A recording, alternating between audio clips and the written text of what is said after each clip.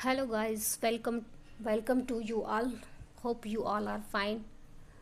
And now I am going to teach you all GPCR. GPCR means G protein coupled receptor. GPCR एक receptor होता है जो कि 7 transmembrane होता है। Means 7 transmembrane means membrane को जो था वो 7 बार क्रॉस करते हैं, इसलिए इसको जीपी सर्पेंटाइन रिसेप्टर भी बोलते हैं। और एक जी प्रोटीन होता है जो कि जीपीसीआर से अटैच रहता है, वो भी साइटोसोलिक रीजन में।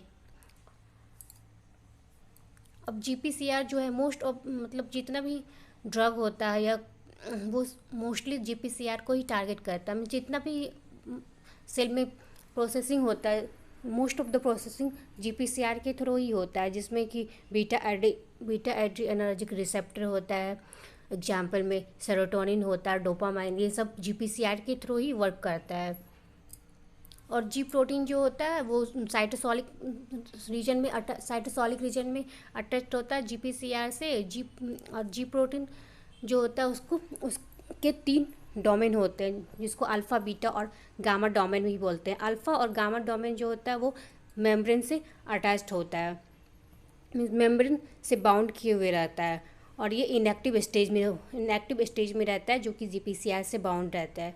अब जैसे ही लाइगेंड रिसेप्टर से इंटरेक्ट करता है, मतलब लाइगेंड रिसेप्टर के पास आता है, वैसे ही जी प्रोटीन जो होता है वो एक्टिव हो जाता है। लेकिन जब ये इनएक्टिव स्टेट में रहता है तो ये जीडीपी से बाउंड रहता है, और जैसे ही लाइगेंड आता है ये इनएक्टिव से एक्टिव स्टेट में चला जाता है। तो जीडीपी जो है वो जीटीपी में कन्वर्ट हो जाता है। तो जीडीपी से जो जीटीपी का कन्वर्जन होता है वो जीईएफ के थ्रू ही होता है। GEF means guanine nucleotide exchange factor के थ्रू होता है।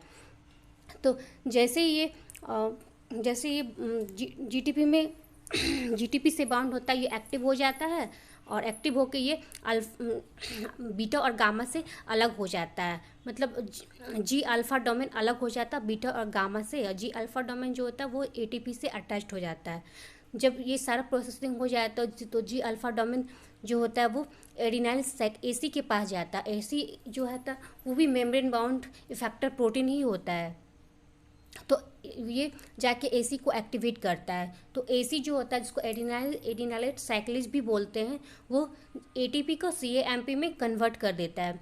तो एटीपी से सीएएमपी में कन्वर्जन होता है, और सीएएमपी जो होता है वो जाके बाइंड करता है पीकेए के रेगुलेटरी डोमेन से।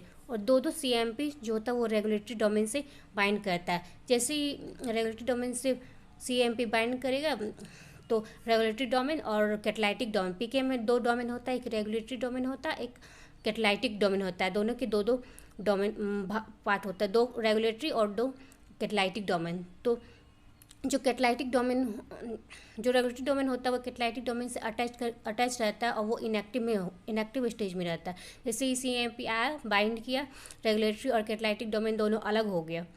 अब जो कैटालाइटिक डोमेन है वो न्यूक्लियस में आता है। न्यूक्लियस में एक ट्रांसक्रिप्शन फैक्टर होते हैं जिसको क्रेब बोलते हैं। तो कैटालाइटिक डोमेन जो होता है वो क्रेब को आके न्यूक्लियस में फॉस्फोराइलेट करता है। जैसे ही फॉस्फोराइलेट क्रेब हो जाता है वो जाके सीआरई डोमेन से बाइंड करता है, जो कि डीएनए में अटैच रहता है, जिससे मतलब फर्दर ट्रांसक्रिप्शन होना रहता है। तो सीआरई से बाइंड किए, सीआरई से जैसे ही क्रेब आके बाइंड करता है उसके ऊपर आके सीबीपी, जो कि क्रेब बाइंडिंग प्रोटीन होता है, जो कि क्रेब से ही बाइंड करता है, वो क्रेब बाइंडिंग डोमेन से भी आके अटैच हो जाता है। तो सीआरई, क्रेब और सीबीपी ये तीनों जब एक दूसरे से सब बाइंड हो जाते हैं तो ट्रांसक्रिप्शन हो जाता है। ऐसे ही जीपीसीआर सिग्नलिंग जो होता है वो कंप्लीट हो जाता है। Thank you you all. This is GPCR mechanism.